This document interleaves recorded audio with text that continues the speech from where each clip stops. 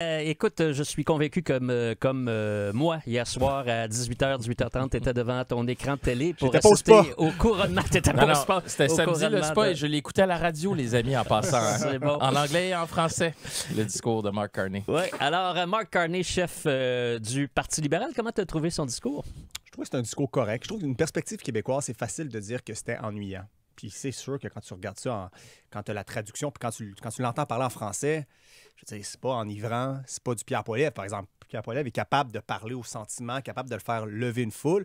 En anglais, c'est un peu mieux, mais ça reste le discours d'un gars qui est un technicien. Qui mais connaît il l'a dit, Philippe. Tout à coup, moi, j'ai trouvé ça très, très crédible là, quand il a dit au milieu de son discours, il dit « Moi, je suis un pragmatiste. » C'est ça. Et c'est ce qu'on avait devant nous. Mais moi, je trouvais que quand je l'entendais parler, je me disais, OK, le clash de la prochaine campagne électorale pour les prochaines semaines, les prochains mois en politique canadienne, c'est un clash entre quelqu'un comme Pierre Poilievre, populiste, puis là, je le dis pas dans une perspective négative, je le dis dans une perspective de quelqu'un qui est capable de parler aux foules, de faire lever des foules, de s'adresser à une majorité, à beaucoup de monde au Canada, quelqu'un qui est capable d'attaquer férocement son adversaire et quelqu'un qui est un peu plus technicien, technocrate, quitte à paraître parfois un peu déconnecté des réalités du terrain.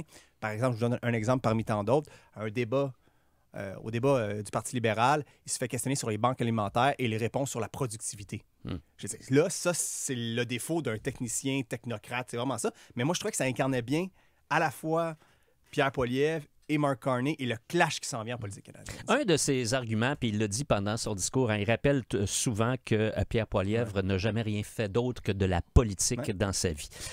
Moi, personnellement, je trouve que c'est un argument qui peut porter. Toi, c'est pas tout le monde qui est d'accord là-dessus. Il y a des gens qui vont dire, ben non, Pierre Poilievre fait de la politique, puis c'est bien correct, il a été ministre et puis il connaît bien la machine, alors que Carney ne connaît pas ça, il n'a jamais été député.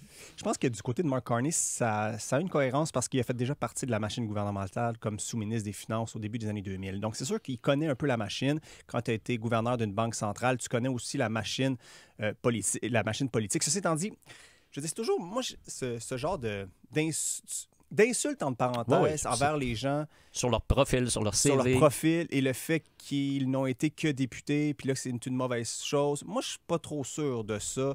T'sais, dans les faits, Justin Trudeau, par exemple, était professeur de théâtre avant de devenir premier ministre. On l'a beaucoup insulté là-dessus, mais moi, je trouve pas que c'est quelque chose de très dévalorisant en soi. Mais, encore une fois, là, cette insulte-là entre quelqu'un qui a été simplement député pendant une vingtaine d'années, Pierre Poilievre, et Mark Carney, ancien gouverneur de la Banque du Canada puis de l'Angleterre, je trouve que ça nous démontre que la prochaine campagne ne sera pas tant une campagne sur le bilan Trudeau, ce ne sera pas tant une campagne sur les enjeux, parce que de toute façon, Mark Carney a emprunté ou piqué toutes sortes d'idées à Pierre Poilievre depuis le début de la course à la chefferie, mais une campagne de personnalité entre Carney et Pierre Poilievre. Quand on dit ça, la conséquence de ça, c'est quoi? C'est que les tiers partis comme le Bloc, comme le NPD, sont marginalisés complètement dans ce débat-là. Une petite question pour vous, messieurs. J'ai écouté le discours aussi hier de Mark Carney. D'après vous, est-ce que c'était assez canadien comme discours, dans le sens où il y a beaucoup travaillé sur les valeurs canadiennes, il a beaucoup parlé de ça. C'est quoi être un vrai Canadien? C'est quoi les valeurs canadiennes? Trouvez-vous que ça collait à la réalité? Philippe? Oui, moi, je trouve que... En fait, je vais te le dire franchement. Je trouve que pour la première fois en 30 ans, le Parti libéral du Canada est capable de parler le langage du nationalisme canadien. Je trouve que pour la première fois, ils ne sont pas gênés de se dire fiers d'être Canadiens. À chaque fois, depuis une trentaine d'années...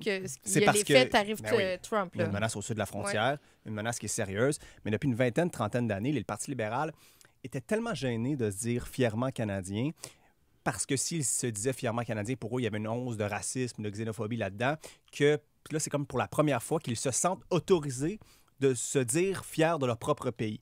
Moi, je pense que Mark Carney l'a bien incarné dans son discours, cette partie-là. Moi, j'ai hâte de voir comment, à partir de maintenant, il va se débrouiller. Il devrait théoriquement devenir premier ministre cette semaine. On parle de mercredi, je pense, comme journée de transition. Que c'est peut-être demain aussi. Ah, peut-être même dès demain. Alors, ce serait le Conseil des ministres. Et puis, on va aller en élection sûrement très rapidement. Sans avoir de circonscription. Sans être élu.